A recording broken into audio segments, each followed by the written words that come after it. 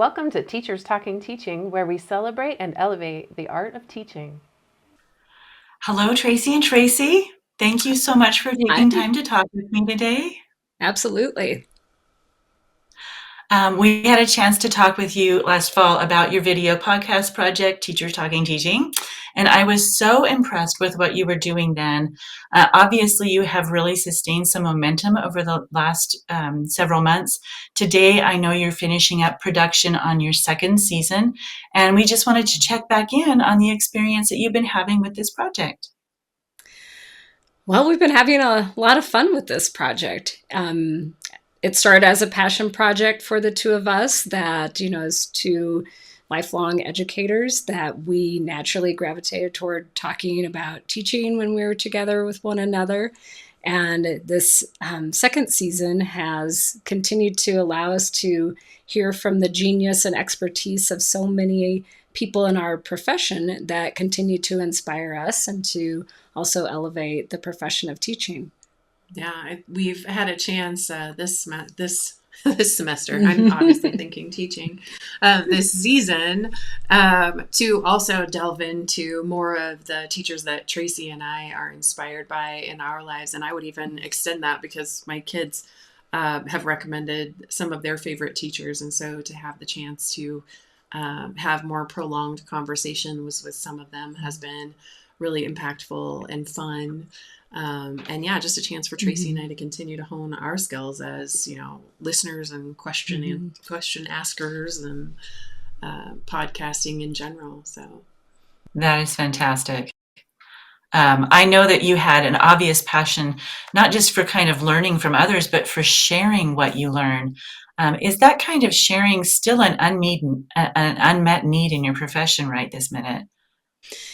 I believe it is. I mean, you oftentimes will hear about different policies or different, areas of people believe that if only educators would do blank, fill in the blank, like we're being tasked to solve pretty much every society problem that exists. And I think what often gets lost is hearing the voices of educators and what they feel needs to be elevated in, the education of, America's youth, and thinking about, what do children really need to experience so that they are prepared, and feels like sometimes decision makers forget to include the voice of the teacher and their perspective on, what would solve this problem, what could make this situation better. And we felt it was important to elevate the voice of the people who are doing the work. yeah, and I think that many times there's a disconnect between what people think teachers do versus what they actually do. And so I would hope that enough of our audience, while we certainly hope to reach out to other educators, we're as much hopeful that it reaches people who aren't educators to have maybe just a little bit of a reality check that we work really hard and we're passionate about kids and we're passionate about our subjects and we're, we desire to go do the best we can every day. We don't have ulterior motives that are evil. No time for that. Ill intent or So. I think that one of the things that you really kind of pinpointed just in this first couple of sentences that you've started with is the idea of really thinking about education as a profession. I don't know whether people who are outside that profession really understand the level of professionalism that you bring to what you do. And this podcast, I feel like, is one of those ways that you are expanding that professionalism in kind of a unique way. Can you talk a little bit about what the goals were for this podcast when you started and how they have evolved as you've come through this first full year of production? I would say the goals that we first started about, Tracey and I were talking about how can we share the positive stories about teaching. At the time we were coming off of this post-COVID era of teaching, and there, it was hard. It was hard for families. It was hard for teachers. Like there was a lot of, just discussion about how hard everything was. And we wanted to really start off by just changing that narrative back to thinking about inspiring people as to this profession has a lot of really great things about it and really great personal growth opportunities for how you as an individual see the world and your experiences that you learn from interacting with kids and other colleagues and with content as well. And so that was our initial goal, is like, we need to elevate the positive within the profession, that there's a lot of good here and a lot of really good, hardworking people. And I think our that continues to have been our goal. But I think the piece that has evolved is maybe it being a source of professional development and inspiration for teachers who are watching, that they pick up a tip or a source or an avenue for better reaching their kids, that, truly great teachers want to continue to evolve and learn and do better for children. And I think that's probably the piece that I've noticed, is this could be a really interesting and great source of professional development for people. Yeah, I think unselfishly, Tracey and we live and breathe and love teaching and the everything about it. And so just another chance to talk to educators. And I know a lot of our guests this year have been people that Tracey and I know personally and have been personally inspired by. And yet we don't get to talk to them very often about their craft. And so the opportunity to sit down with them for a good hour and just hear from them is a really, it's exciting. And for me too, I feel like especially these last few guests we've had have all been high school teachers, and I teach elementary. And just to get a better idea of kind of where my kids are headed and what's expected of them down the road. Selfishly for me has been my own professional development, kind of rethinking how can I better prepare my students for what's to come in those later grades. So it's like weekend professional development in the most fun, entertaining way. That's marvelous.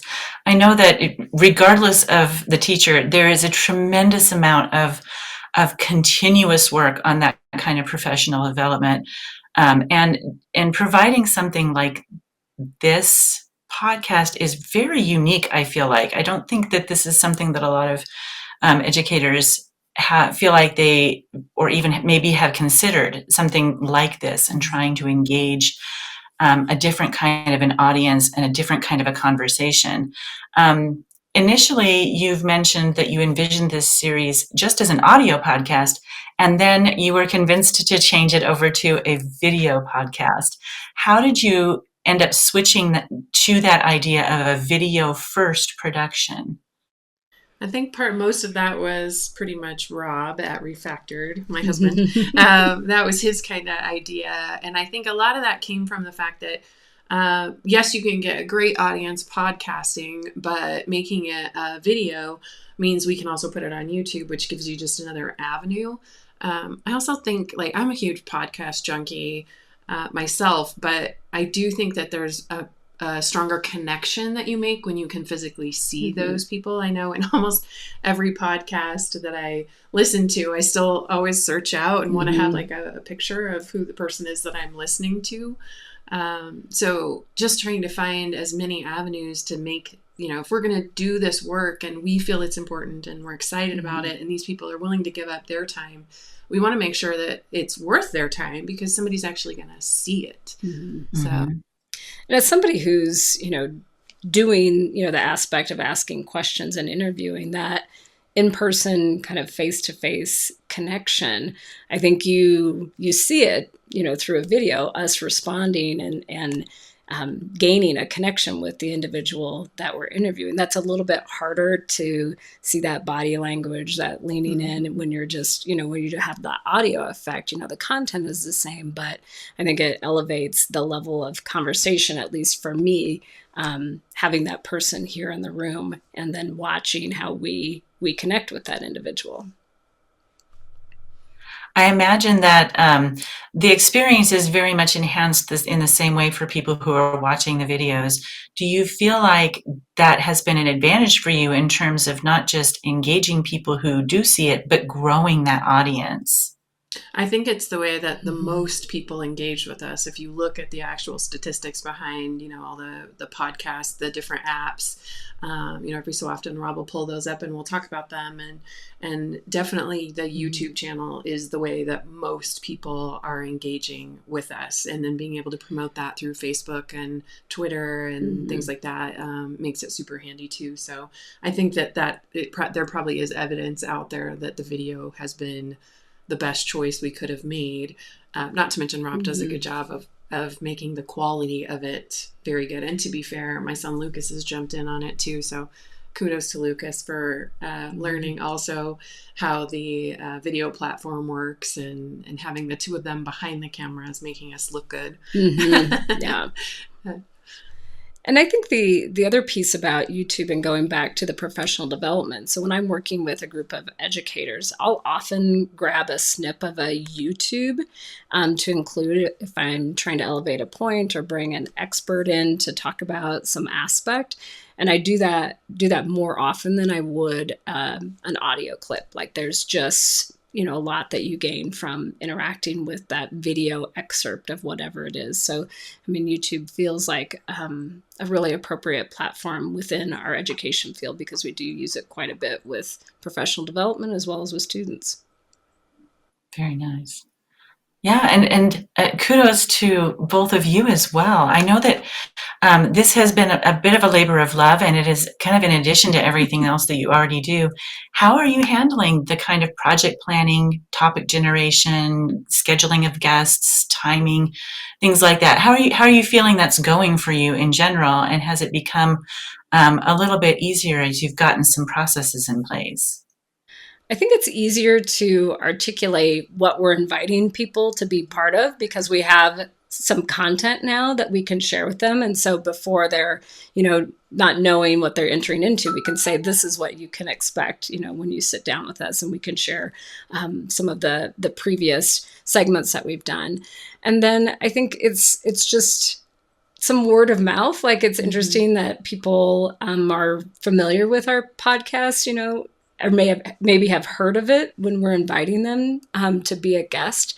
And so there's some excitement. There's some, I feel like, honor. Yeah. It feels like from the guests to be invited to be part of the podcast. So it's not that we're having a hard time finding guests. Like we both know educators who are really exceptional in their craft and would be good to interview. And so both Tracey and I just kind of brainstorm and talk about the stories that we want to tell that are representative of educators. And then we brainstorm and find people who kind of fit that story that we're trying to tell. Yeah.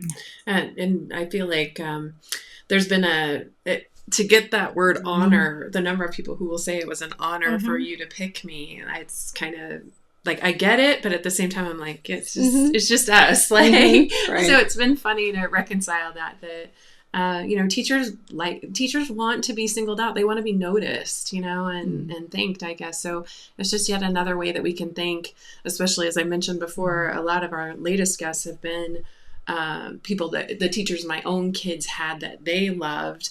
And so I think that because I have expressed that and asking them to be on it, that's kind of why, like, just that moment to be appreciated is huge for teachers, because there's a lot of other ways that this job is thankless. So to have somebody actually be thankful is kind of a powerful thing to be able to offer them, because we certainly can't offer them money to be on our podcast.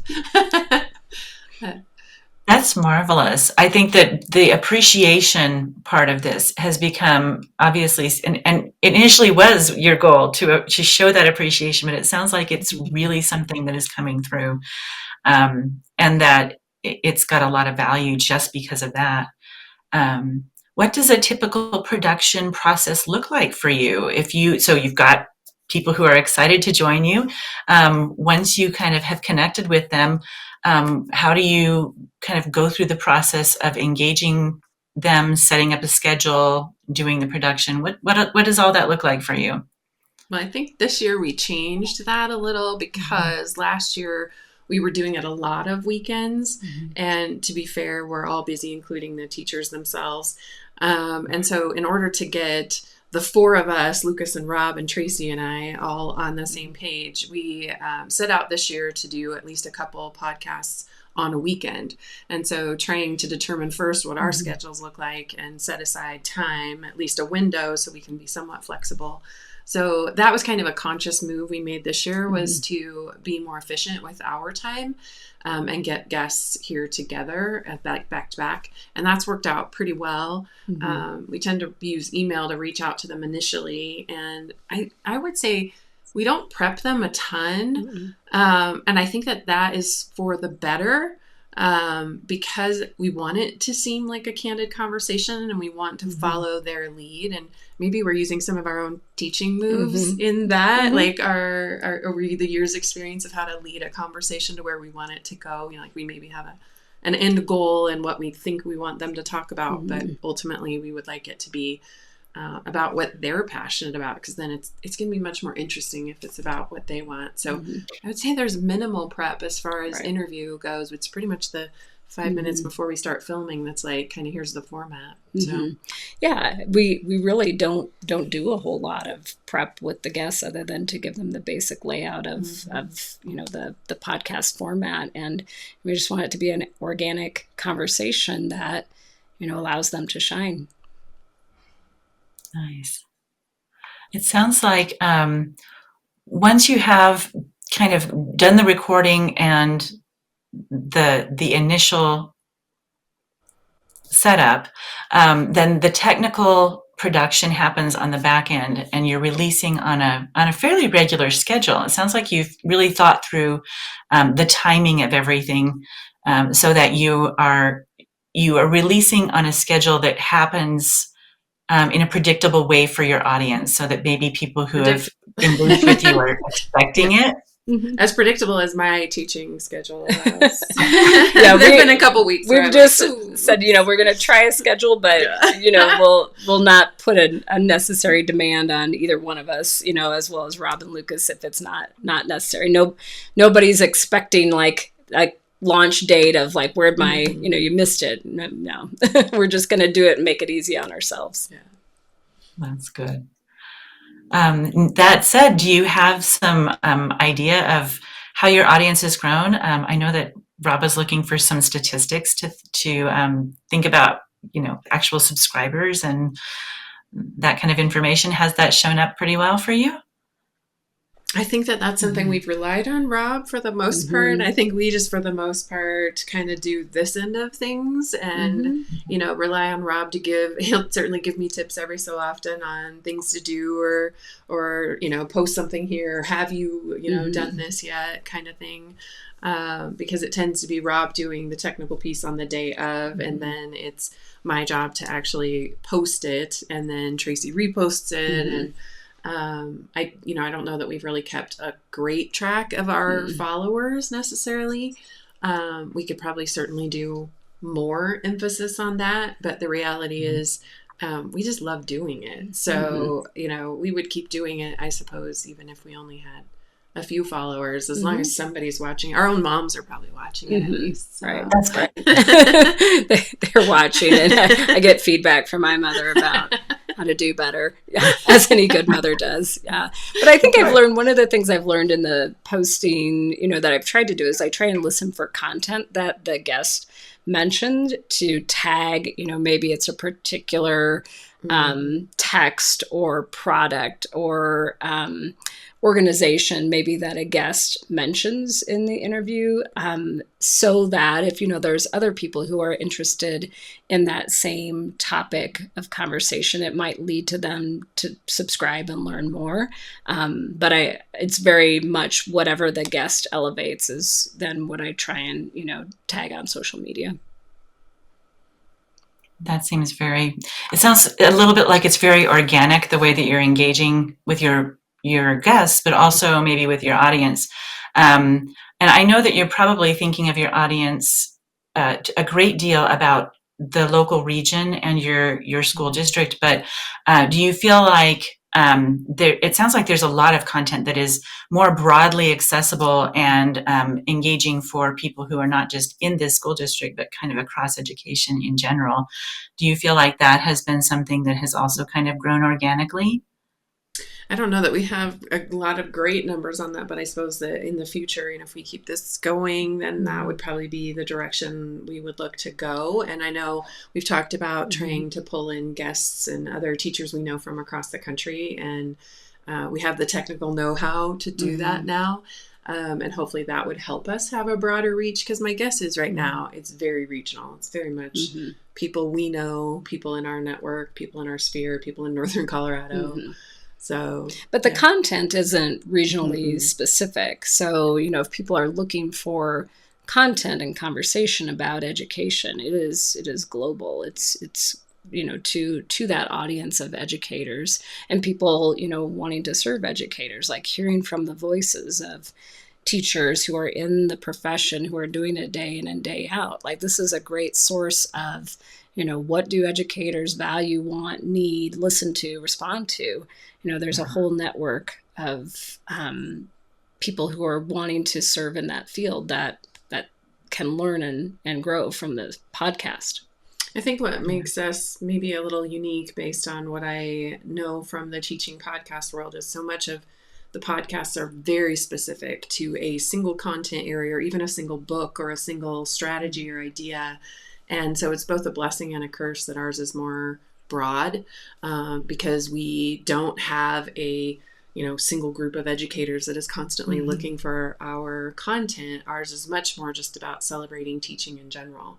So so that ends up, like I said, being a blessing and a curse. So I think we need to continue to figure out what are the ways we can get this out there to, say, teacher mentoring programs, teacher prep programs. Those kind of things could be a great audience for us in the future to consider, because those are also, it's kind of one of our other ulterior motives was, how do we convince people out there that are maybe thinking about becoming teachers that it's still a worthwhile profession to get into, because there's a lot of exodus from teaching and a lot of people not choosing it as a college major anymore. So what is one way that we can contribute in a small or maybe a large way to that problem that is a growing problem?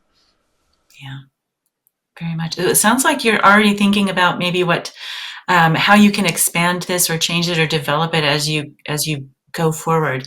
It also sounds like that coming up with the topics and the subject matter for each of your episodes is not really a challenge, because there's always something new that pops up. Are you finding that looking forward is exciting to you because you have lots still to talk about? I think so. I think, there's so many directions that this podcast could go in. While we focused on trying to have like a representative group, from different content areas and different levels of experiences, different levels from high school through elementary, that's been where we've gone in the past. But going, into the future, the level of direction that we could take is just innumerable. And because this profession is just constantly changing and constantly responding to society, essentially. And so the number of topics that we could talk about is infinite. That's pretty exciting. And for something that seems to be so fulfilling for both of you and for your guests, it's very encouraging to think that it has that kind of potential to carry on and to make a difference. Yeah. What unexpected elements have you encountered, and how have you dealt with some things that have cropped up either technically or in the production processes that you've developed? I was about to say, well, neither one of us have ever hosted like a show before. So like in terms of, pushing us, it's pushing us to think about questions in the moment, because it is so organic. We don't script, the questions, but being a good interviewer, I think is one of the things that has challenged me. Like, how do I help this person tell the best version of their story and the best version of themselves through the questioning, through, the line of discussion, through the format that we've developed. That's probably for me it's not a technical part, but it is a technical skill that I think we've learned to develop. Yeah, and I think that if you become a teacher, it's because you probably liked to talk a lot and you don't mind like public speaking. And so learning to be the listener, and that's never a bad skill to work on my weekends, is how to let the other person talk and how to just sit back and listen and respond. So that's great. And then just also like having known Tracey for so many years, like it just feels natural to sit next to Tracey. I feel like, the back and forth of the conversation, I don't know that it's every person that I could sit next to and feel like I could have a conversation where we wouldn't, one of us lead them in a different direction. Right. I feel like there's a strange mind meld that goes on between the two of us as we're doing it.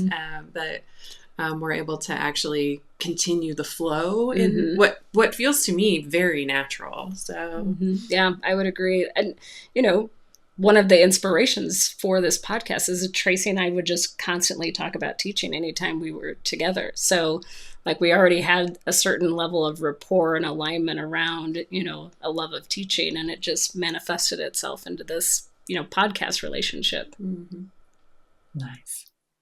That's gotta feel great when you have that kind of connection to the person that you're working with. It just makes things feel really significantly good. So that's nice. It makes it fun exciting too, even though, because we give up time on the weekend. Right. So, it makes me look forward to podcasting as opposed to feeling like it's a job or it's work.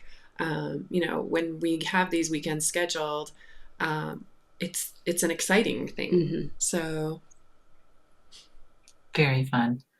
Well, and it sounds like that it does give you an opportunity to kind of repurpose some of the content that you've already created. I know, Tracey G, you mentioned already that you are already using some of these clips in your in some talks that you do, and I also know that both of you kind of work in different realms in your day jobs.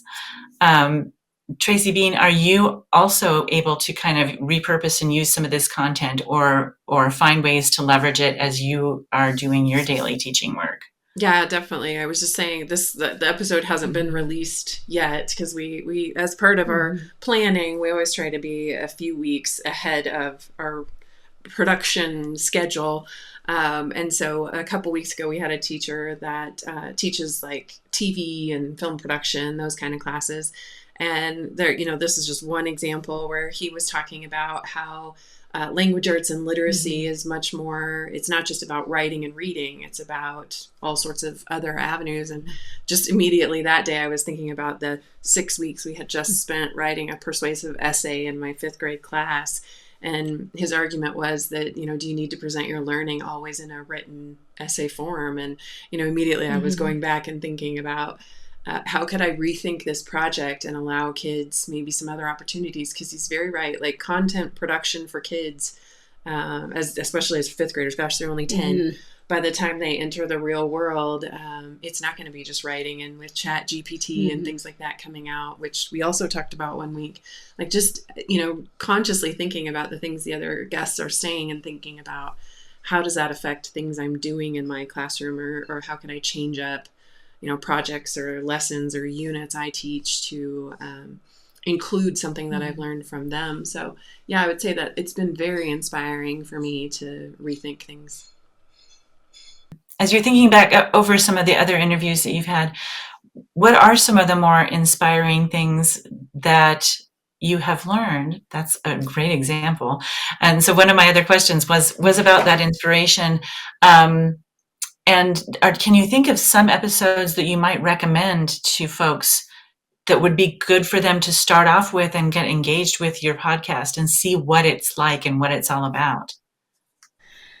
Gosh, probably the first episode that we did kind of set the stage about why why are we doing this? What's our purpose? What are we hoping to achieve? And then talking with one another about our origin stories and how we landed in education. One of the themes that I've noticed throughout a good majority of the podcasts that we've done is how many people sort of fought this idea that they were going to be good at teaching, and that people saw something in them, or they finally saw something in themselves, or they started doing experiences with kids, like through camps or different things that led them to the path of teaching. And I think that's just been interesting for me, as a first generation college graduate, that I was always, my teachers were the ones who were the only professionals that I really knew. And so this idea that it's a profession that, and I think maybe people don't push their children to go into it because they know how hard it is. And so there's this idea that, people have fought against this natural instinct to become a teacher, is fascinating to me. And I wonder if something like what we're doing sort of pushes them into, well, maybe I'll try it, now that I can see, the positives of the profession, that it might inspire somebody to kind of get over that, like, I don't know if I can or I want to be a teacher, that, you really can. And it's very rewarding if you cross into that and let yourself, go that path. Very interesting, because I realized that as you were speaking, that this season you've kind of switched the way that you actually present the information. And Rob told me that you're separating the origin stories, the teacher's individual personal stories of how they have grown in their careers, from the subject matter discussion, and that both those things may be very inspiring to people. But it sounds like those origin stories have become very important to the mission of this project, because getting people to engage with their desire to be more professional and grow in a teaching career, or even start a teaching career, sounds like a significant mission for both of you. Mm-hmm. It's essential. It's essential too. And I'm not, this is not hyperbole. I believe it's essential to democracy. Like when, one of our recent shows that hasn't aired yet, but will, is, the teaching of social science, and how the concept of teaching children who are very impressionable to know, quality source from a not quality source. Like the magnitude of having a high quality teacher in classrooms and people who want to be there and make that their profession is enormous and truly very, very important for our society. And I think part of that format change was simply just looking at how people were viewing last year's, because when we were recording them in 45 minutes to an hour episode, people were only engaging with about the first 10 minutes. And the reality is, even of our lives, that, people don't have necessarily that much time to give to watching the entire thing. And for some reason they wouldn't watch part of it and necessarily come back. So we thought, how can we meet people where they are, and try to, if these teachers are going to take the time to come meet with us, we want their story to be heard. We want to elevate their story. And the best way to do that might be to break it into pieces. And I'm thinking that, people who aren't educators might be more interested in that origin story, because you get some kind of personal connection story to that, versus a lot of our educators then might be interested in the second half of their story, which is much more professional development or strategies they're using that then, educators might be able to use in their own classrooms the next day. So yeah, I think the format has been a big change, and in some ways it's kind of a nice way for us to do it too, because just having a moment to breathe in there and refocus, and make sure that they know kind of what we heard and where we're going, I think can maybe help the second conversation go a little smoother as well. So that's brilliant. That's really exciting. I know that the kind of passion that you bring to this project is a kind of a common passion for people in all kinds of different professions, in different kinds of businesses. And I feel like a lot of folks might feel that taking the leap into a programming style like this might be a little bit challenging for them. And so I know that you've had some help, obviously, with the technical parts of what you're doing. But bringing that passion forward sounds like it is something that we might want to really communicate to people who are considering a program of this kind. Are there things that you might recommend to people who might be considering furthering a passion of their own? What should they be thinking about as they get started, for example, and what kinds of questions should they be asking, and how might they be preparing themselves to consider starting such a project? I think relying on your personal network, like don't hesitate to do that, because some people might be unwilling to ask their friends to come do something like that. Because I feel like that's really where we started, was with people that we both knew and we knew pretty well. And then we kind of branched off into people Tracy knew, people I knew. But relying on your personal network is huge and important. And then expanding, I think in the future seasons, we will expand that network to include maybe people we don't know quite so well, but we get recommendations for others. But starting with what you know, starting with people you're comfortable with and already maybe have a bit of a rapport with, can be a great way to work on your skills, because then you don't have the intimidation factor of learning something new in front of somebody that you're also maybe a little intimidated by, or you don't know as well. You don't know how to. It's helpful to sometimes know the people, to know how to guide the conversation, because you know what they do and what they're amazing at, and that's really why you ask them to be here. So that's what you're steering them towards anyway. So yeah, start with what you know. So. And I think start with things that you're excited about, like that you could talk endlessly about on your free time. That's where Tracy and I, landed, is, it makes the conversation just easy. If it's something that you would naturally talk about all day long to anybody who would listen, like that seems to be, when I think about the number of kids that I know that have their own YouTube channel or their social media, like they just want to share something that they love talking about with somebody else. And I think that's where it starts. That is exciting. It sounds like you would not discourage somebody from trying this. Is there any other kind of encouragement you might offer? I think for us, I suppose that in some people's case, having a prepared set of questions, or more of a scripted, I think of like television and their blue cards that they always hold that have their questions that they're getting to. For some people, that could be a source of comfort, is to have done a little more prep. I think we just happen to be in a profession where we're constantly improving anyway, and improving questions. It's not comedy improv necessarily, but there's a lot of things that are the same. So maybe somebody who's trying this for the first time might feel better at being prepped, and that's not a bad thing. I think you have to work from your own strengths. So, yeah, and I think when I think of how many little kids that I know have their own podcast or YouTube channel, and they're just so not self-conscious about how they're showing up, and just out of the sheer pleasure of engaging with someone else about something they're excited about. So I think my advice would be, don't overthink it. Just show up as your true self. Yeah. Don't overplan it. You can always change it. Like ours has certainly evolved. You can always evolve as you get through it. So yeah. That's great advice. Well, you both obviously are naturals. It's so lovely to speak with you. I am in awe of you. I think that you do an amazing job, and the quality of what you're producing is truly, truly wonderful. So thank you for taking the time out of your lives to make something like this come to life. It's really cool. Thank you. Yeah, well, thank you. And thank you to Rob and Refactored. Like we wouldn't be doing this to the degree that we're doing it without, Rob's guidance.